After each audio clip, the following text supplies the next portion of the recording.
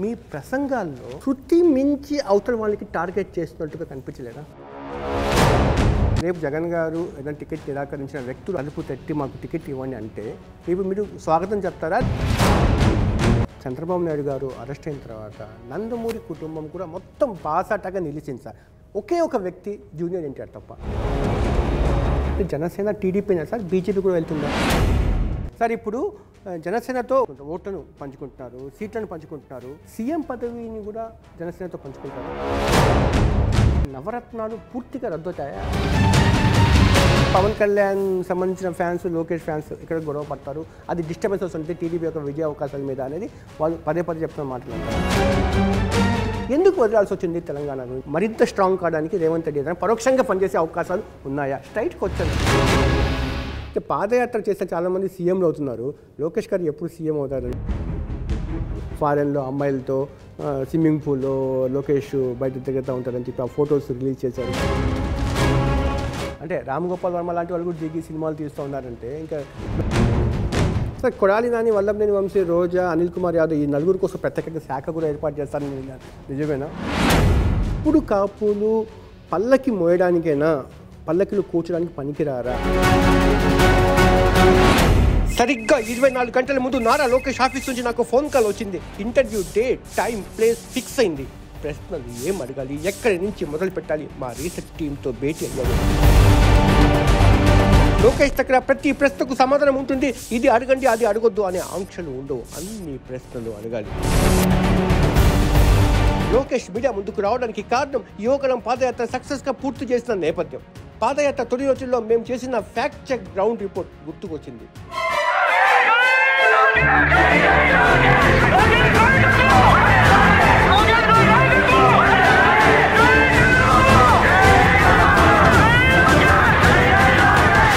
పెద్ద కన్ఫ్యూజన్గా ఉంది కదా లోకేష్ పాదయాత్రకు సంబంధించి. మనం అక్కడికే వెళ్ళి నిజమేంటో తెలుసుకుందాం సార్. కార్యకర్తల స్పందన ఎలా ఉంది, జనం ఏమనుకుంటున్నారు, ఈ 3 అంశాలు గమనించడంలోనే మొదటి రోజు మనది ముగిసింది.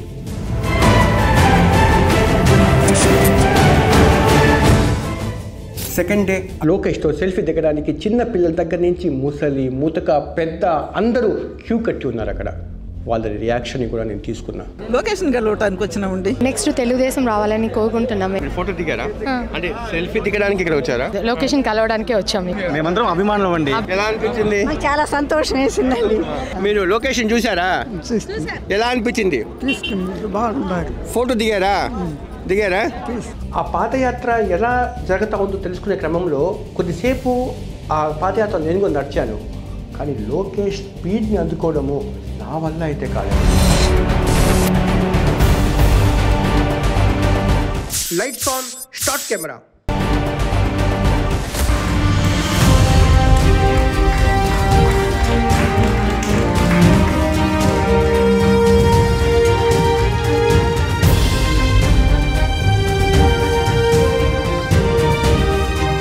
నమస్తే. ఈరోజు మా అతిథి నారా లోకేష్ గారు. యాక్చువల్గా సార్ ముందుగా మీకు ధన్యవాదాలు సార్, ఎందుకంటే అడిగిన వెంటనే ఇంటర్వ్యూ ఇచ్చినందుకు. చాలామంది నాకు ఇంటర్వ్యూ ఇవ్వరు సార్ పొలిటీషియన్స్ నా ఇంటర్వ్యూలు చూసి. బాగా ఇరికిస్తావు కదా అందరినీ, అందుకే భయపడతారు. కానీ మీరు కూడా ఎంత అడుగుతావో అంత అడుగు జాఫర్, ఎక్కడ కూడా స్క్రిప్టెడ్ ప్రశ్నలు కానీ అలాంటిది ఏం వద్దు నాకు అలా అని అన్నారు. కానీ ఫస్ట్ పొలిటీషియన్ సార్ అలా నన్ను అడిగింది కూడా. సార్ ఇప్పుడు మీరు చేసిన పాదయాత్ర వల్ల ఎవరికి లాభం సార్? మీకా, పార్టీకా, జనానికా? ప్రజలకి. ఎలా? ప్రజలకి వాళ్ళు ఎదుర్కొంటున్న సమస్యలు చెప్పేదానికి భయపడేవారు. ఆంధ్ర రాష్ట్రంలో ఎప్పుడు లేని విధంగా ప్రజల గొంతుని నొక్కేసింది ఈ ప్రభుత్వం. సో యువగలం అనేది ఒక వేదిక అయింది.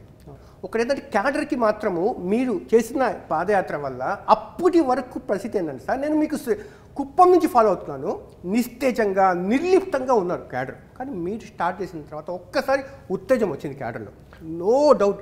కానీ కొత్తగా తెలుసుకోవాల్సిన సమస్యలు ఏంటి సార్? ఇప్పుడు మీ ఇంట్లో మీ తాతగారు ముఖ్యమంత్రి, మీ నాన్నగారు ముఖ్యమంత్రి, సమస్యలన్నీ మీకు తెలియని సమస్యలు ఏమిటి, కొత్తగా తెలుసుకోవాల్సిన సమస్యలు ఏమున్నాయి దీంట్లో అంటారు? మా తాతగారు డాక్టరు, మా నాన్నగారు డాక్టరు, నేను ఆటోమేటిక్గా డాక్టర్ అవుతానంటే కుదరదు కదా. చదవాలి కదా, ప్రజల్లోకి వెళ్ళాలి కదా.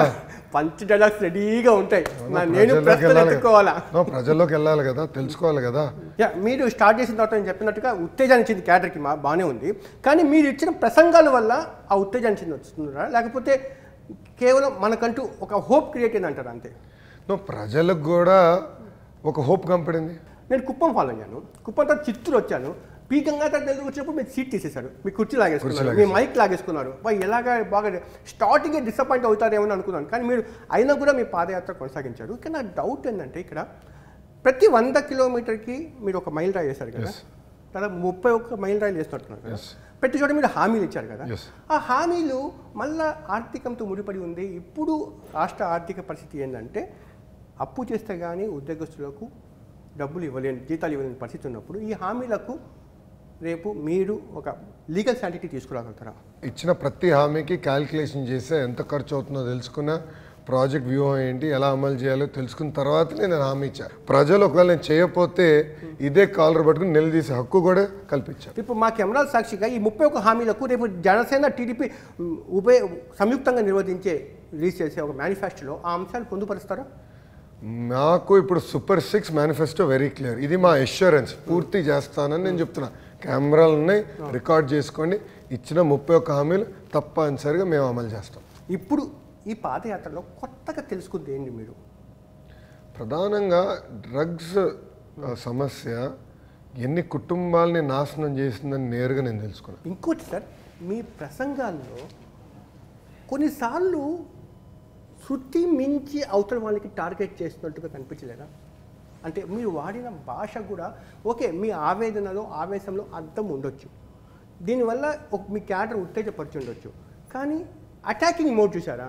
ఆ అటాకింగ్ మోడ్ వల్ల న్యూట్రల్ ఓటర్ ఎలా స్పందిస్తారని అనుకున్నారు మీరు? నేను అసభ్యంగా మాట్లాడలేదు, నేను బూతులు మాట్లాడలా, మహిళల్ని కించపరిచే విధంగా నేను ఏనాడు మాట్లాడలా. వ్యక్తి గురించి మాట్లాడా, అతను చేసిన అవినీతి గురించి మాట్లాడా. వాళ్ళ అభ్యర్థులు, వాళ్ళ ఎమ్మెల్యేలు చేస్తున్న అవినీతికి ఒక పేరు పెట్టా, లైక్ కన్నబాబు గారికి చీటింగ్ కన్నా అని పేరు పెట్టా. తప్పు చేశాడు, చీటింగ్ చేశాడు, అందుకే పేరు పెట్టా. ఇప్పుడు పెద్దిరెడ్డి ఉంది, ఆ కుటుంబం మొత్తం పాపాలు చేస్తుంది, చిత్తూరు జిల్లా అంతా పాపాలే. సో పాపాల పెద్దిరెడ్డి అని పేరు పెట్టా. చెవిరెడ్డి భాస్కర్ రెడ్డి గారు ఏం పని చేయరు, 3 సంవత్సరాలకు ఒకసారి 4 సంవత్సరాలకు ఒకసారి చీరలు పంచుతాడు. సో చంద్రగిరి చెవిరెడ్డి చెవులో పువ్వు అని పెట్టాను. దానికి ఎంత ఫీల్ అయిపోతే ఎట్లా స్వామి? దానికి ఎంత రీషఫల్ జరిగితే ఎట్లా? సో నిజం చెప్పినట్టే కదా, దానికి రీషఫల్ జరిగిపోయిందంటారా? అంటే మీ ప్రసంగాల్లో వాళ్ళ గురించి ప్రస్తావించారు కాబట్టి ఇప్పుడు రీషఫలింగ్ అందుకు కారణం. దాంట్లో బాగా అనుకుంటున్నా. ఇప్పుడు పరిస్థితి ఎలా ఉందంటే, మన ఇంట్లో చెత్త ఉందండి, అది తీసుకెళ్ళి పక్కన ఇంటి ముందలేస్తే బంగారం అవుతుందా? చెత్తే కదా. అలాంటిది ఇప్పుడు మన ఒక నియోజకవర్గంలో ఇటు పనికిరాడని ముఖ్యమంత్రి తేల్చి చెప్పేశాడు, తీసుకెళ్ళి వేరే నియోజకవర్గంలో పెడితే ఆడు బంగారం ఎట్లా అవుతాడు? రేపు జగన్ గారు ఏదైనా టికెట్ నిరాకరించిన వ్యక్తులు, అసంతృప్తి వ్యక్తులు రేపు టీడీపీ కార్యాలయానికి వచ్చి తలుపు తట్టి మాకు టికెట్ ఇవ్వండి అంటే రేపు మీరు స్వాగతం చెప్తారా, లేకపోతే రెడ్ స్టాప్ బోర్డు పెట్టారా? నేను ఎవరిపైన అయితే క్లియర్గా ఆరోపణలు చేశానో, విత్ రికార్డ్స్ బయట పెట్టానో, వాళ్ళకి తెలుగుదేశం పార్టీలో నో ఎంట్రీ. ఖచ్చితంగా చెప్పేస్తారు మీరు. No entry. దాదాపు 40-50 మంది మారుస్తారు. 40-50 మందిలో కొంతమంది కూడా పనికొచ్చిన. అరే తెలుగుదేశం పార్టీ ఒక అద్భుతమైన ఫ్యాక్టరీ, నాయకులు తయారు చేసాం, పక్క రాష్ట్ర ముఖ్యమంత్రులు తయారు చేసాం. సరే, ఆ రోజు మీరు ఢిల్లీ నుంచి రాజమండ్రికి వచ్చారని తెలిస్తే నేను మీకు ఇంటర్వ్యూ చేయడానికి రాజమండ్రికి వచ్చాను. ఒక డిసప్పాయింట్ మోడ్లో, షాకింగ్ మోడ్లో ఉన్నారంట అని చెప్పి. ఎందుకు సార్ అంత? అంటే యాక్చువల్గా లోపల వెళ్ళిన తర్వాత ఏం అంత దృశ్యాలు మీరు బాగా కలిసి వేసింది ఏముంది సార్? బాధ కలుగుతుంది కదా ప్రతి తండ్రి. ఇప్పుడు ఆయన ఉన్న బ్యారెక్ మొదటిసారి ముఖ్యమంత్రి ఉన్నప్పుడు కట్టింది, ములాఖాత్ జరిగింది, ఆయన 3వ ముఖ్యమంత్రి అయిన తర్వాత కట్టిన భవనం. ఎంతైనా బాధ ఉంటుంది కదా. ఏం తప్పు చేయని వ్యక్తి పైన దొంగ కేసులు పెట్టి బంధిస్తే బాధ, ఆవేదన ఉంటుంది కదా ఏ వ్యక్తికైనా. ఆ సమయంలో మీరు ఫైట్ చేసి ఆందోళనకు నాయకత్వం వహించుంటే ఇంకొంచెం బాగుండేది. మీరు లీగల్ ఫైట్ కోసం ఢిల్లీకి వెళ్ళిపోయారు, కొంచెం క్యాడర్ నిరుత్సాహపడలేదంటారా? అబ్సల్యూట్లీ. నిరాశ ఎవరు పర్లే, మేము నిరసన తెలిపాం, పోరాడాం. కానీ న్యాయ పోరాటం కూడా చేయాల్సిన అవసరం ఉంది. యాక్చువల్గా ఆ టైంలో విజయవాడలో నేను జనరల్గా ఎలా ఉంది ఆఫ్టర్ అరెస్ట్ తర్వాత రియాక్షన్ పబ్లిక్ని తెలుసుకునే ప్రయత్నాలు వెళ్ళినప్పుడు ఆ కేసు నేను చిన్ని గారు ఏదో కార్యక్రమం చేశారు సర్వమత ప్రార్థనలు అని చెప్పి ఒక కార్యకర్త వచ్చింది ఒక లేడీ అడిగాను అమ్మ ఏంటమ్మా నువ్వు ఇక్కడ వచ్చావు అంటే సార్ నా మీద 9 కేసులు పెట్టారు సార్ అయినా నేను ఫైట్ చేస్తాను అని నేను ఇక్కడ అడిగే ప్రశ్న ఏంటంటే అక్కడ ఉండే ఎమ్మెల్యేలు మిగతా వాళ్ళకంటే కూడా కార్యకర్తలు ఫైట్ చేసి రోడ్డు మీదకి ఎన్ని కేసులు వచ్చినా కూడా భరించి ముందుకు వచ్చారు అని చెప్పి. ఎమ్మెల్యేల పైన కేసు లేదని మీరు ఎందుకు అనుకుంటున్నారు? ఇప్పుడు కొల్ల రవీంద్ర గారి పైన కేసు ఉంది, యనమల రామకృష్ణ గారి పైన కేసు ఉంది, జేసీ ప్రభాకర్ రెడ్డి గారి పైన కేసు ఉంది, అచ్చెన్నాయుడు గారి పైన కేసు ఉంది, కళా వెంకటరావు గారి పైన కేసు ఉంది, దూల్పాల్ నరేంద్ర గారి పైన కేసు ఉంది, కేశవ్ గారి పైన కేసు ఉంది, లోకేష్ పైన కేసు ఉంది. మేమందరం కూడా బాధితులమే. ఈరోజు లోకేష్ ఈనాడు తప్పు చేయాల, స్టాన్ఫర్డ్లో ఎంబీఏ చేశా, ఆయన నా పైన 22 కేసులు ఉన్నాయి, అటెంప్ట్ టు మర్డర్ కేసు ఉంది, ఎస్సీ ఎస్టీ కేసు పెట్టారండి నా పైన. నన్ను భయపెడిచేదానికి నేను తగ్గుతానని. నేను తగ్గలేదు, నేను వదిలిపెట్టాను ఈ ప్రభుత్వాన్ని, తాడో పేడ తెలుసుకున్నాను. సరే మీరు యాక్చువల్గా రైతుల గురించి వ్యవసాయం గురించి సాగునీటి గురించి మాట్లాడుతున్నప్పుడు మీ బ్యాక్గ్రౌండ్ అది కాదు, బట్ ఇవన్నీ స్టడీ చేశారా, నేర్చుకున్నారా, ఇవన్నీ తెలుసుకున్నారా అంత అని చెప్పి పాదయాత్రలో అవగాహన వచ్చింది. ఓకే, వ్యవసాయ రంగాన్ని లాభసాటి చేయాలంటే ఈ నిర్ణయాలు తీసుకోవాలి, ఈ విధానాలు అమలు చేయాలి అని ఒక అవగాహనకు వచ్చా. అది రాబోయే ఎలక్షన్ తర్వాత రాబోయే ప్రభుత్వం అమలు చేయకపోయేది మీరు చూస్తారు కదా. సరే రేపు అధికారంలోకి టీడీపీ వస్తే నారా లోకేష్ గారి దగ్గర ఒక లిస్ట్ ఉంది, వాళ్ళ సంగతి తాడో పేదో తేలుస్తారు ఉంది వైసీపీ వాళ్ళ దగ్గర. ఏ బుక్ సార్ అది? Red book. ఆ రెడ్ బుక్లో నెల్లూరులో 2 వాళ్ళ పేరు ఉంది, ప్రకాశం జిల్లాలో 3, గుంటూరులో 4, కృష్ణాలో 5. నిజమే సార్ ఇవన్నీ? నంబర్లు మీరు చెప్తున్నారు, నేను ఎవరికి చెప్పలా. నంబర్ 1. నంబర్ 2 రెడ్ బుక్ ఉంది. ఎవరైతే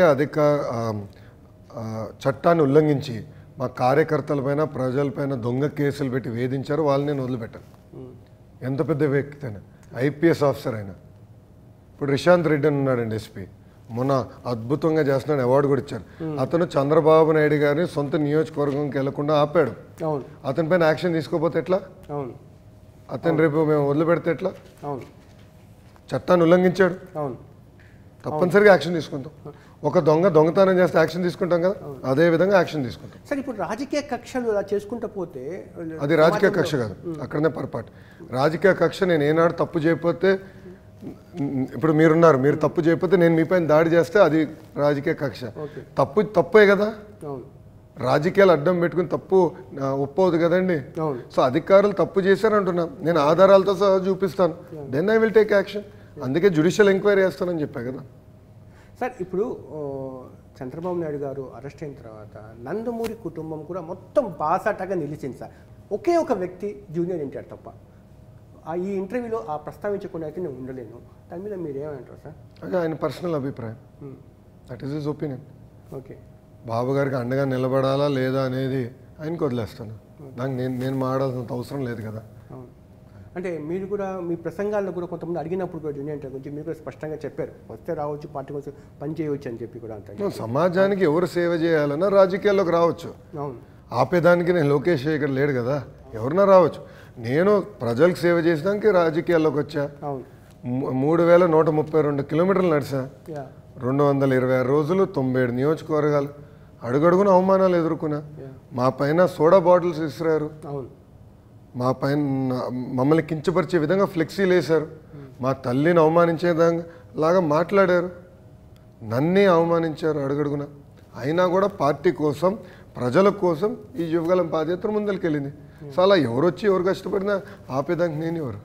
సార్ యువగలం పాదయాత్ర 4000 కిలోమీటర్లు అని చెప్పి 3100 కిలోమీటర్కి కుదించారు. కారణం ఏమేమి ఉంటుంది అంటారు? చంద్రబాబు నాయుడు గారు జ్యుడిషియల్ రిమాండ్ వల్ల దాదాపు 75 రోజులు నాకు దానిపైన ఫోకస్ చేయాల్సి వచ్చింది. అంటే bail, legal battle, political battle, ఆ కోఆర్డినేషన్లో టైం అయింది. ఇప్పుడు ఎన్నికలు కూడా తొందరలో వస్తున్నాయి. పాదయాత్ర చేస్తూ కాదు, ఇతర కార్యక్రమాలు కూడా నేను నాకు చాలా స్పష్టంగా పాదయాత్ర ప్రారంభించే ముందరనే పార్టీ నవంబర్ నెలాఖరికల్లా మీరు పూర్తి చేసుకుని ఇతర పార్టీ వర్క్ చేయాలని నాకు స్పష్టంగా చెప్పారు. సో అందుకే డిసెంబర్ 8కి పూర్తి చేసుకుని ఇంకా పార్టీ వర్క్లోకి వెళ్ళాలి. సార్ జనసేనతో పొత్తు ఇంచుమించు ఖరారు అయిపోయినట్టు కదా, అఫీషియల్గా అయినట్టు? ఇంచుమించు ఏంటండి, ఖరారు అయిపోయింది. అంటే జనసేన టీడీపీనా సార్, బీజేపీ కూడా వెళ్తుందా? As of today Janasena Telugu Desam party కలిసి 2024 ఎన్నికల్లో అసెంబ్లీ, పార్లమెంట్ స్థానాల్లో పోటీ చేస్తాం. అంటే బీజేపీ కూడా వచ్చి జాయిన్ అవ్వచ్చా? ముందల ప్రభుత్వం పైన కలిసికట్టుగా పోరాడాలి. కేవలం కలుస్తాం వల్ల కాదు కదా, పోరాడాలి, కలిసి పోరాడదాం. ఇప్పుడు జనసేన తెలుగుదేశం వైసీపీ మీద పోరాటం చేసే పరిస్థితి ఉందా సార్ ఆంధ్రప్రదేశ్లో? అది మీరు బీజేపీ వాళ్ళని అడగాలి, నన్ను అడుగుతారేంటి? అవునన్నా కాదు అంటే ఇప్పుడు జగన్మోహన్ రెడ్డి గారికి బీజేపీలో కొంతమంది నాయకులకు మంచి సంబంధాలు ఉన్నాయని చెప్పి జరుగుతున్న ప్రచారం నేపథ్యంలో ఎంతవరకు నిజం కాదు, అటువంటి బీజేపీతో టీడీపీ జత కట్టాలని చెప్పి శతవిధాల ప్రయత్నాలు చేస్తూ ఉంది. వాళ్ళకి ఇంట్రెస్ట్ లేదు బీజేపీ, కానీ ప్రచారం జరుగుతూ ఉంది కదా, ఇది వాస్తవం లేదంటారు. మీరే ప్రచారం అంటున్నారు కదా, ప్రచారం పైన నేనే సమాధానం సార్ జనసేనకు సంబంధించిన సీట్ల సర్దుబాట్లు పూర్తి జరిగిపోయిందా సార్? ఇంకా మైనర్ డీటెయిల్స్నే తొందరలో ఫైనలైజ్ చేస్తాం. ఇంక మ్యాక్సిమం 1 మంత్లో అయిపోతుంది. సార్ ఇప్పుడు సార్ ఈ ప్రశ్న మీరు కంఫర్ట్ అయితే జవాబు చెప్పొచ్చు, ఎందుకంటే ఇవి చాలా తొందరగా ప్రతి ప్రశ్నకి కంఫర్ట్ ఉంది, మీరు అడగండి. Okay, thank you very much sir. Sir ఇప్పుడు జనసేనతో ఓట్లను పంచుకుంటున్నారు, సీట్లను పంచుకుంటున్నారు, సీఎం పదవిని కూడా జనసేనతో పంచుకుంటారా? చాలా స్పష్టంగా చంద్రబాబు నాయుడు గారు ముఖ్యమంత్రి, there is no second thought about. Pawan Kalyan గారు కూడా అనేక సార్లు చెప్పారు సమర్థవంత నాయకత్వం కావాలి, అనుభవం ఉన్న నాయకత్వం ఇప్పుడు అవసరం, ఇప్పుడున్న పరిస్థితుల్లో అవసరం అని చాలా స్పష్టంగా ఆయన కూడా చెప్తాం జరిగింది. So there is no ambiguity in that subject. Sir నవరత్నాలు పూర్తిగా రద్దు అవుతాయా, కంటిన్యూ చేస్తారా వెల్ఫేర్ స్కీమ్స్ ఏదైతే వైసీపీ అమలు చేస్తూ ఉందో? నో, నవరత్నాలు will take the form of super six. Okay, నవరత్నాలు will take the form of super 6. So there is no ambiguity. Sir ఇప్పుడు వెల్ఫేర్కి ఎక్కువ ఖర్చు పెట్టిస్తున్న జగన్మోహన్ రెడ్డి అని చెప్పి ఒక ప్రచారం చేస్తున్నారు కదా, విమర్శలు చేస్తున్నారు కదా టీడీపీ, సేమ్ అటువంటి వెల్ఫేర్లే ఉన్నాయి కదా ఈ సూపర్ 6లో కూడా. సంక్షేమం ఎక్కువ చేస్తున్నారని మేము ఆరోపించట్లేదు, అప్పులు చేసి సంక్షేమం చేస్తున్నాడు అనేది మా ఆరోపణ. రేపు కూడా మీకు అదే పరిస్థితి? Not at all. అభివృద్ధి చేస్తాం, అభివృద్ధి వనరుల నుంచి తీసుకెళ్లి సంక్షేమం చేస్తాం. డబ్బు ఎక్కడి నుంచి వస్తుంది అప్పుడు? 1995లో డబ్బు ఎక్కడి నుంచి వచ్చిందండి అభివృద్ధి చేసాం? 1 సెకండ్, అదే సిచ్యువేషన్ ఉంది. ఆ రోజు కూడా జీతాలు ఇచ్చే పరిస్థితి లేదు ప్రభుత్వం, ఆ రోజు పెన్షన్ ఇచ్చే పరిస్థితి లేదు ప్రభుత్వానికి. అభివృద్ధి చేస్తాం మాకు తెలుసు, సంపద సృష్టిస్తాం మాకు తెలుసు, వచ్చిన వనరుల్ని ప్రజల కోసం ఖర్చు పెడతాం కూడా మాకు తెలుసు. ఇప్పుడు 2014 మేము సంక్షేమం చేయలేదా? అన్న క్యాంటీన్ ఎవరు చేశారు? చంద్రన్న బీమా ఎవరు చేశారు? పండగ కానుకలు ఎవరు ఇచ్చారు? పెళ్లి కానుక ఎవరు ఇచ్చారు? విదేశీ విద్య, పీజీ ఫీ రీంబర్స్మెంట్, ఇటు చెప్పుకుంటూ పోతే 120 సంక్షేమ కార్యక్రమాలు చేసిన పార్టీ తెలుగుదేశం పార్టీ.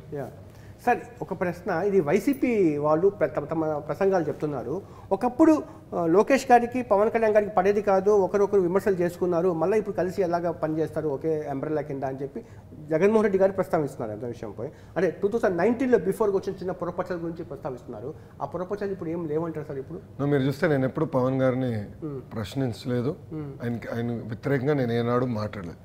మీరు నా ట్వీట్స్ చూసినా నా ప్రసంగాలు చూసినా చాలా స్పష్టంగా మీకు కనపడుతుంది. నంబర్ 1. నంబర్ 2, పవన్ కళ్యాణ్ గారే పొత్తు ప్రకటించినప్పుడు చాలా స్పష్టంగా చెప్పారు, ఎస్ పాలసీ మ్యాటర్స్లో కొన్ని విషయాలు మేము విభేదించాం తప్ప వ్యక్తిగతంగా మాకు విభేదాలు నాడు నేడు ఎప్పుడు ఉండవు అని చాలా స్పష్టంగా ఆయనే చెప్పారు.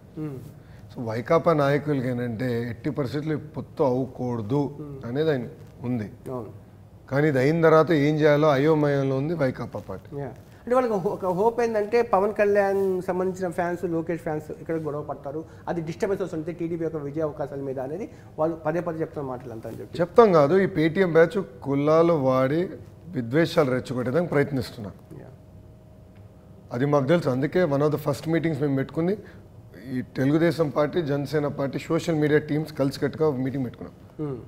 ఏం చేయాలి, ఇలాంటి పోస్టులు ఏమైనా జరిగితే హాట్ లైన్ మెయింటైన్ చేసుకోవాలి, తొందరపడి వాళ్ళ ట్రాప్లో మనం పడకూడదు అని మేము ఆల్రెడీ ఒక వ్యూహం పెట్టుకున్నాం. సో వాళ్ళు చేయాల్సిన ఏదో పని ఎటుకో వైకాపా పార్టీ చేస్తుంది అంటే ఎలాంటి డౌట్ లేదు, కానీ అది అధిగమించుకునే సత్తా, కాన్ఫిడెన్స్, క్లారిటీ మాకుంది.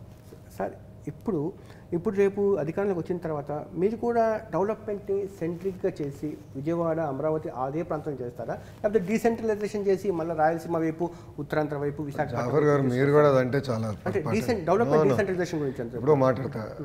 కియా ఎక్కడికి వచ్చింది? అమరావతికి రాలా. టీసీఎల్ ఎక్కడ వచ్చింది? అమరావతికి రాలా.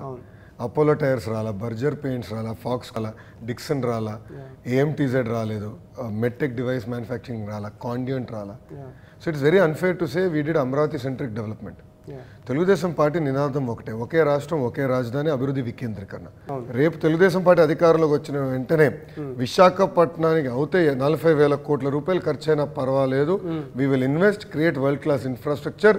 ఇప్పుడు విశాఖపట్నానికి ఉన్న ట్రాఫిక్ సమస్యని శాశ్వతంగా మేము పరిష్కరిస్తాం. సార్ ఇప్పుడు తెలంగాణ రిజల్ట్ చూసిన తర్వాత ఇక్కడ ఆంధ్రప్రదేశ్లో పార్టీ పరంగా చేసుకోవాల్సిన మార్పులు చేర్పులు ఉన్నాయని అనుకుంటున్నారా? డెఫినెట్గా ఎక్కువ మంది యంగ్స్టర్స్కి అవకాశం కల్పించాలి. ఎక్కువ మంది ఆ రిజల్ట్ చూసిన తర్వాత వచ్చే మార్పు ముందలే మాకు తెలుసు that result has only reinforced.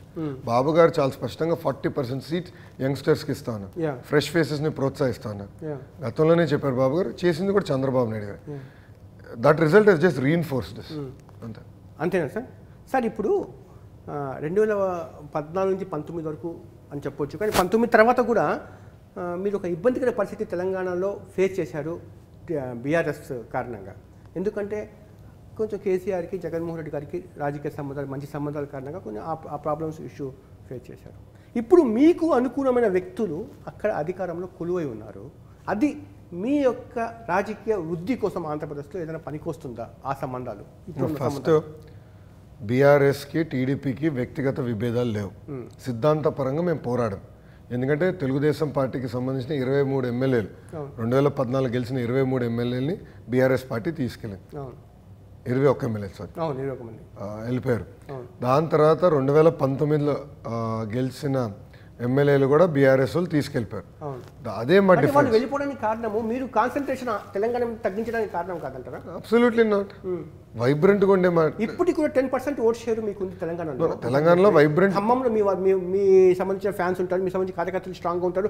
నల్గొండలో మీకు సంబంధించిన కార్యకర్తలు స్ట్రాంగ్ ఉంటారు. మహబూబ్ నగర్ మీ సంబంధించిన కార్యకర్తలు స్ట్రాంగ్ ఉంటారు. హైదరాబాద్ సిటీ అంటే అవుట్స్కట్స్లో శేర్లింగంపల్లి దగ్గర నుంచి ఎల్బీ నగర్ అనుకోవచ్చు, మేడ్చల్ అనుకోవచ్చు, జూబ్లీ హిల్స్ అనుకోవచ్చు, ఇవంతా టీడీపీకి సంబంధించిన కార్యకర్తలు మోరుగా కన్సల్టేట్ అయి ఉన్నారు అక్కడంతా. ఎందుకు వదలాల్సి వచ్చింది తెలంగాణ గురించి?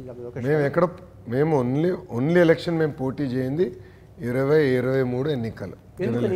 బాబు గారు జ్యుడిషియల్ రిమాండ్ అవుతాం వల్ల మాకు టైం దొరకలేదు to focus on the unit. మా పక్కన బాబు గారు కేసు ఈ హడావుడులో ఉండి వీఆర్ అనేబుల్ టు ఫోకస్. అందరం కలిసికట్టుగా ఇంక్లూడింగ్ తెలంగాణ యూనిట్ కలిసికట్టుగా నిర్ణయించుకుని లేదు వీళ్ళు focus on PC elections, AC వద్దని సిద్ధాంతపరంగా we took a decision. Sir స్ట్రైట్కి వచ్చాను సార్. రేవంత్ రెడ్డి మీ కొలువులో గతంలో ఉండి ఇప్పుడు సీఎంగా ఉన్నారు కాంగ్రెస్ తరఫున తెలంగాణలో. ఈ సంబంధాలు ఆంధ్రప్రదేశ్ రాజకీయాల మీద ఏదైనా ప్రభావం చూపిస్తుందా? మీ రాజకీయంగా మీరు మరింత స్ట్రాంగ్ కావడానికి రేవంత్ రెడ్డి ఏదైనా పరోక్షంగా పనిచేసే అవకాశాలు ఉన్నాయా? స్ట్రైట్కి వచ్చాను. Same thing applies to KCR గారు, హరీష్ రావు గారు కూడా కదా. తెలుగుదేశం ఒకటి కాదు కదా. Definitely not. బట్ కేసీఆర్ గారు కూడా తెలుగుదేశం పార్టీలో ఎమ్మెల్యేగా చేశారు, అనేక పదవులు చేశారు, హెచ్ఆర్డి చైర్మన్గా కూడా చేశారు. తర్వాత వెళ్ళారు. సేమ్ పాయింట్ ఇప్పుడు రేవంత్ రెడ్డి గారు కూడా ఆనాడు తెలంగాణ తెలుగుదేశం పార్టీ అధ్యక్షుడిగా పనిచేశారు, ఇప్పుడు కాంగ్రెస్లో ఉన్నారు. సో ఆయనకి ఏంటంటే ఇప్పుడు తెలంగాణ పైన ఫోకస్ చేస్తున్నారు. తెలంగాణ ముఖ్యమంత్రి గారు he has to serve his people. CM అయిన తర్వాత మీరు కంగ్రాట్స్ చెప్పారు sir? Yes, I have congratulated. ట్వీట్లో కాదు, మామూలుగా ఫోన్. I have congratulated. అంతే. సార్ ఇప్పుడు చంద్రబాబు నాయుడు గారు అరెస్ట్ తర్వాత అక్కడ కూడా కొన్ని ఆందోళనలు జరిగాయి, నిరసన కార్యక్రమాలు జరిగాయి. ఆ సమయంలో కేటీఆర్ చేసిన మాట ఏంటంటే ఇక్కడ కాదు అక్కడ చేసుకుని మీరు నిరసన అని చెప్పి దానికి మీరు కూడా ట్వీట్ చేశారు. ఇది బీఆర్ఎస్ ఓటమి మీద ప్రభావం చూపించుంటుందంటారా? ఆ ఎపిసోడ్ ఒక డాట్ కలిసి ఉంటుందంటారా? అంటే వాస్తవంగా తెలంగాణ ఎన్నికల పైన నేను అంత ఫోకస్ చేయలేదు. We're busy in our own battle. మాకు ఈ లీగల్ కేసెస్ ఎన్నుండే, బాబు గారు బెయిల్ పైన వెరీ ఫోకస్, 17A పైన నా ఫోకస్. సో అది ప్రభావితం చేసిందా లేదో నాకు తెలియదు. కానీ ఒకటి, కేవలం తెలంగాణలోనే నిరసనలు అవలా, సంఖ్యబంధాలు మీకు కర్ణాటకలో జరిగింది, తమిళనాడులో జరిగింది, ఢిల్లీలో జరిగింది, మహారాష్ట్రలో జరిగింది, యూఎస్లో జరిగింది, యూరోప్లో జరిగింది, ఆస్ట్రేలియాలో జరిగింది, న్యూజిలాండ్లో జరిగింది, సింగపూర్లో జరిగింది, చైనాలో జరిగింది, రష్యాలో కొన్ని సిటీలో జరిగింది. సో తెలుగు వాళ్ళు ఎక్కడున్నా వాళ్ళు చంద్రబాబు నాయుడు గారికి అండగా నిలబడి వాళ్ళ సంఘీభావం తెలిపారు. దాని తర్వాత గ్రాటిట్యూడ్ కాన్సర్ట్ సెరమనీ కూడా హైదరాబాద్లో జరిగింది. సో అది మన హక్కు. కానీ కేటీఆర్ గారు అలా మాట్లాడకుండా ఉంటే బాగుంటుంది కదా అనిపించింది కదా మీకు, అందుకోసం మీరు ట్వీట్ చేశారు కదా? డెఫినెట్లీ నాకైతే బాధ కలిగింది. This no second thought about it. నేను వ్యక్తం చేస్తాం జరిగింది. But end of the day KTR continues to be my friend. ఇప్పుడు రామ్ కూడా ఆ రోజు యాక్సిడెంట్ అయ్యి ఆల్మోస్ట్ కింద పడిపోయారు. ఆ వీడియో చూస్తే నేను స్టన్నే. నేను told me is very lucky. నేను కింద పడుంటే తల పగలేదు, because head down, was going head first. I very lucky. So as we continue to be friends. కొన్ని సందర్భాల్లో విభేదించవచ్చు. ఇప్పుడు కేటీఆర్ మీతో ఆ సంబంధాలు వీఆర్ ఇన్ టచ్. పొలిటికల్ కాకుండా పర్సనల్ రిలేషన్స్. నేను అదే అంటున్నాను, ఇప్పుడు వ్యక్తిగతంగా పోరాడాల్సిన అవసరం లేదు. పొలిటికల్గా సిద్ధాంతపరంగా మేము ఎప్పుడు పోరాడతాం, దాంట్లో డౌట్ లేదు. నేను బలంగా నమ్మేది ఇప్పుడు రాజకీయాలు సిద్ధాంతాలు అంటారు కదా సార్. ఇక్కడ ఎక్కడ సిద్ధాంతాలు సార్? ఆలోచన కలవకపోయినా కూడా ఇప్పుడు ఒకటి సార్, మీరు ఒప్పుకున్న కూడా పరోక్షంగా కాంగ్రెస్ విజయానికి తెలంగాణలో టీడీపీ సహకరించలేదు సార్, పరోక్షంగా ఇండైరెక్ట్గా మీరు మౌనంగా ఉండటం కూడా దానికి కారణం అదే కదా. But that is a decision, no one second, that is a decision as a party we టుక్.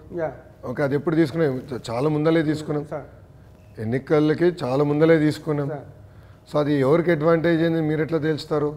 ఇప్పుడు కాంగ్రెస్కి కొందికలు అడ్వాంటేజ్ అయిందా, బీజేపీకి కొందికడ అయిందా, బీఆర్ఎస్కి కొందికడలు అయింది? So ever local unit they have decided who to support based on what they believe is right for that constituency. But మేము ఎక్కడా కానీ మీరు చేయాలి పలానోళ్ళకి చేయండి కాంగ్రెస్ చేయండి మేము ఎక్కడ చెప్పాం? చెప్పాల్సిన అవసరం లేదు కదా సార్. రేవంత్ రెడ్డి అంటే మీ కోట నుంచి వచ్చిన వ్యక్తే కదా. మీ సార్ కేసీఆర్ గారు కేసీఆర్ గారు కూడా తెలుగుదేశం పార్టీ ప్రోడక్టే, రేవంత్ రెడ్డి గారు కూడా తేడా ఉంది. రేవంత్ రెడ్డి మొన్న సార్ 5 ఏళ్ళ కింద ఇప్పటికీ మీ యొక్క ఆలోచనతో మీ యొక్క దాని మీద ఇన్ఫ్లుయెన్స్ చూపిస్తూ ఉంటాయి. కేసీఆర్ గారు ఇప్పుడు కూడా తెలుగుదేశం పార్టీ సీనియర్ నాయకులతో టచ్ లో ఉంటారు, because they are all friends. Revanth Reddy గారు నెక్స్ట్ జనరేషన్ తో టచ్ లో ఉన్నారు. సో ఇద్దరు ఉన్నారు కదా sir, then how can you say that it's only Congress? అది నేను ఇప్పుడు మీరున్నారు, ఒక 60 లక్షల మంది సైనికులను తయారు చేశారు మీరంతా చెప్పి, ప్లస్ ఈసారి ఒక 23 లక్షల మంది కొత్తగా ఓటేయకపోతున్నారు. వాళ్ళ జీవితానికి ఎలాంటి భరోసా ఇస్తున్నారు సార్? బాబు షూరిటీ భవిష్యత్ గ్యారంటీలో 20 లక్షల ఉద్యోగాలు కల్పిస్తామని మేము చాలా స్పష్టంగా చెప్పాం. దాంట్లో ప్రభుత్వ ప్రైవేట్ స్వయం ఉపాధి ద్వారా చేస్తామని కూడా చెప్పాం. ఇప్పుడు 20 లక్షల మందికి ఎలాగ సార్? ఇప్పుడు ఎలా ఉందంటే స్కిల్ డెవలప్మెంట్ మేము చేసాం కదండి, 6 లక్షల మందికి ఉద్యోగాలు కల్పించాం కదా 5 సంవత్సరాల్లో. ఎకో సిస్టమ్ క్రియేట్ అయింది, will bring more companies. Sir IT పరంగా మీరు ఐటీ మినిస్టర్ అయిన తర్వాత ఇంకా ఎక్కువగా ఎక్స్పెక్టేషన్స్ పెట్టుకున్నాం సార్ జనాలు, ఎందుకంటే మీకుండే వాళ్ళు వేరు థింకింగ్ వేరు ఇంకా అదని చెప్పి, కానీ అయింది కానీ ఇంకా ఎక్స్పెక్టేషన్ దగ్గరకు మీట్ కాలేకపోయారు. ఏంటి భౌగోళికంగా ఉండే ఇబ్బందులు ఏమన్నారు sir IT? I agree with you fundamentally that IT కంపెనీలు ఇంకా అప్పుడు వచ్చి ఉండాల్సింది. నేను బలంగా నమ్మేది ఎకో సిస్టమ్ బేస్డ్ డెవలప్మెంట్ చేయాలి. ఒక 3-4 టెక్నాలజీస్ బేస్డ్ డెవలప్మెంట్ చేస్తే వైబ్రెంట్ ఎకో సిస్టమ్ ఏర్పడుతుందని నేను బలంగా నమ్మాను. దానికి అనేక కంపెనీలు ఆనాడు తీసుకొచ్చాం, భవనాలు కూడా కట్టాం. విశాఖపట్నంలో గ్రేడ్ ఏ ఐటీ స్పేస్ కూడా లేదు, వీ హ్యావ్ బిల్ట్ ఇట్. దాని తర్వాత అదానీ డేటా సెంటర్తో మేము ఒప్పందం కుదుర్చుకున్నాం. దేవర్ సపోజ్ కూడా మహారాష్ట్ర హైజాక్ తీసుకొచ్చి ఆంధ్రాలో పెట్టుబడి పెట్టించాం. కానీ ప్లీజ్ కీప్ ఇన్ మైండ్, నేను 2 సంవత్సరాలు 2 నెలలే ఐటీ మంత్రిగా చేశాను. కానీ మీరు ఎలక్ట్రానిక్స్లో చూడండి ఎన్ని కంపెనీలు తీసుకొచ్చాము. మేక్ ఇన్ ఇండియా అప్పుడే మొదలైంది. అతిపెద్ద టీవీ ప్యానల్ మ్యానుఫ్యాక్చరర్ టీసీఎల్ తీసుకొచ్చాం, ఫాక్స్కాన్ తీసుకొచ్చాం, డిక్సన్, సెల్కాన్, ఇలాంటి అనేక పరిశ్రమలు కూడా ఆనాడు తీసుకొచ్చాం. But next term you will see with me as a minister or not as a minister that mister Naidu Babu గారు will decide. But we will again bring quite a few IT and electronics companies. అంటే minister కన్ఫర్మే కదా, అది బాబు గారు to decide, నేను confirm. నాకు ఇంకో ప్రశ్నకు అవకాశం ఇచ్చాను. మీరు పాదయాత్ర చేస్తే చాలా మంది సీఎంలు అవుతున్నారు, లోకేష్ గారు ఎప్పుడు సీఎం అవుతారని కూడా జనాలు అడగమన్నారు. మీకు నేను కార్యకర్త అవుతాను, పార్టీ కోసం కష్టపడతాను, ప్రజల సమస్యల పైన నేను పోరాడతాను, in power out of power. Sir TDP ఎప్పుడు లిస్ట్ అనౌన్స్ చేస్తుంది సార్? అంటే జనసేనతో మొత్తం సీట్ల కన్ఫర్మ్ తర్వాత జనరలీ లిస్ట్ అనేది ఎప్పుడు ఎలక్షన్ కోడ్ వచ్చిన తర్వాతనే అనౌన్స్మెంట్లు జరుగుతాయి. బట్ లిస్ట్ ముందలే ఫైనలైజ్ చేస్తే అభ్యర్థులకు అందరికీ కొన్ని చోట్ల డిస్ప్యూట్ లేకుండా ఏకాభిప్రాయంతో ఉన్న అభ్యర్థులు ఉన్నారు కదా ఇతను లీడర్ అని చెప్పి, అక్కడ కూడా మీరు అనౌన్స్ చేయట్లేదు ఎందుకు? ఏ పొలిటికల్ పార్టీ ఇంత తొందరగా అభ్యర్థుల్ని అనౌన్స్ చేయదు. బట్ వాళ్ళ అభ్యర్థులకు చెప్పాం, మీరు క్యాండిడేట్లు అని చెప్పాం. ఆశావాదులు ఎవరైతే ఉన్నారో వాళ్ళు కూర్చోబెట్టి లేదు బాస్ ఈసారి ఈయన క్యాండిడేట్, మీకు ఇది మేము చేస్తాం చాలా స్పష్టంగా చెప్తాం జరుగుతుంది. సో మెకానిజం ఆల్రెడీ ఏర్పాటు చేసాం, అది అమల్లో ఉంది. సార్ ఈ మొన్న అరెస్ట్ తర్వాత బ్రాహ్మణి మేడం బాగా తిరిగారు, కష్టపడ్డారు, రోడ్డు మీదకి వచ్చారు, మీ అమ్మగారు కూడా వచ్చారు. ఈసారి ఎన్నికల్లో కూడా వాళ్ళ సర్వీసెస్ని ఉపయోగించుకుంటున్నారు సార్? సార్ వాళ్ళు పోటీ చేయరు, ఎక్కడ ప్రచారం కూడా చేయరు. ఆ రోజు కుటుంబం పెద్ద ఇబ్బందుల్లో ఉన్నారని అందరం రోడ్ ఎక్కాం, పోరాడం. సో బాబు గారు ఇప్పుడు బయటకు వచ్చారు కనుక అనుకుంది మేము సాధించగలిగినాం. తొందరలో బాబు గారిని బయటికి తీసుకొచ్చాం. So we have done our duty and they have also done their duty. కానీ అమ్మగారు కూడా ఆ టైంలో ఎప్పుడు కనబడలేంది ఒక రకమైన జీరస్వరము, ఆందోళన కనిపించింది జైలు దగ్గర ఉన్నప్పుడు. ఇన్ఫ్యాక్ట్ ఈ మొత్తం ఎపిసోడ్లో ఎక్కువ ఇబ్బంది పడింది మా తల్లి. సార్ ఈ క్రైసిస్ని మీరు హ్యాండిల్ చాలా బాగా చేశారనిపిస్తుంది సార్. మిమ్మల్ని కూడా అరెస్ట్ చేస్తారని చెప్పి కూడా ప్రచారం జరిగింది ఆ టైంలో. పోలీస్ అధికారులు కూడా ఎందుకు ఒక ఫ్లీరర్గా వద్దారు, లోకేష్ని కూడా అరెస్ట్ చేస్తామని చెప్పి. నేను చెప్పా కదా 50 అశోకాల్లో ఉన్న రండి అని చెప్పా కదా, వాళ్ళు నోటీస్ ఇస్తే వచ్చా కదా, సిఐడి ఇన్వెస్టిగేషన్ కూడా వెళ్ళా, ఏం ప్రశ్నలు అడగలేకపోయారు. ఏమీ లేదు. 2014 నుంచి మీరు బాగా యాక్టివ్గా సూపర్ యాక్టివ్గా పనిచేస్తూ ఉన్నారు అంత అని చెప్పి మీకు 10 ఏళ్ల కిందట నుంచే 10-12 ఏళ్ల కిందట నుంచి మీరు వస్తారని చెప్పేసి మీరు ప్రచారం స్టార్ట్ చేశారు. ఫారెన్లో అమ్మాయిలతో స్విమ్మింగ్ పూల్లో లోకేష్ బయట తిరుగుతూ ఉంటారని చెప్పి ఆ ఫోటోస్ రిలీజ్ చేశారు. Is that illegal? Is that illegal చెప్పి కదండి. ఫ్రెండ్స్తో స్విమ్మింగ్ పూల్ ఈత కొట్టకూడదా? అవును. ఫ్రెండ్స్తో సరదాగా బయటికి వెళ్ళకూడదా? నేను అందుకే చెప్పా జగన్కి, నీకు జైల్ లైఫ్ తెలుసు బ్రదర్, నాకు కాలేజ్ లైఫ్ తెలుసు. మీకు జైల్ మేట్స్ ఉంటే నాకు కాలేజ్ మేట్స్ ఉన్నారు. They're all my friends. In fact they're all no brahmins friends. అంటే ఒకటి వాళ్ళు ఇప్పటికీ మిమ్మల్ని వదులుతారని చెప్పి నేను అనుకోను. ఎందుకంటే వాళ్ళు మీ మీద కంటిన్యూగా ట్రోలింగ్ చేస్తూనే ఉంటారు. ఇప్పుడు చేయనండి, ఏమవుతుంది ఉంటారు. ఎందుకంటే ₹5 కావాలి కదండి వాళ్ళకి. అంతే ₹5 పేటిఎం బ్యాచ్ కదా. ఆ ₹5 తప్ప వాళ్ళు ఏం సంపాదించలేరు. సో జగన్ వీళ్ళందరూ వాడుకుని వదిలేస్తారు. ఇప్పుడు ₹5 ఇస్తాడు, అయిపోయింది దానికన్నా. అంటే రామ్ గోపాల్ వర్మ లాంటి వాళ్ళు కూడా దిగి సినిమాలు తీస్తూ ఉన్నారంటే ఇంకా I will ask you a straight question. What is Ram Gopal Verma's contribution to Andhra's economy? Straight question. సూటిగా ప్రశ్నిస్తున్నా. అతని దగ్గర జవాబు కూడా ఉండదు. ఒక్క పరిశ్రమను తీసుకొచ్చారా? ఇన్ని కోట్లు సంపాదించాడే, కనీసం ప్రజలకి డబ్బులు ఖర్చు పెట్టాడైనా? ఒక ఫౌండేషన్ అని ఉందా? ఏమైనా చేశాడా సేవ? నేను కంపెనీలు తీసుకొచ్చా. ఊకే సినిమాలు తీసి మమ్మల్ని కించపరిచే విధంగా చూపిస్తే ప్రజలు నమ్ముతారు అనుకుంటే ఆయన ఒక భ్రమ. మీరు కొంచెం కూడా మనసులో కొంత కూడా తీసుకోరు కదా అసలు అలాంటివి ఏమేనండి?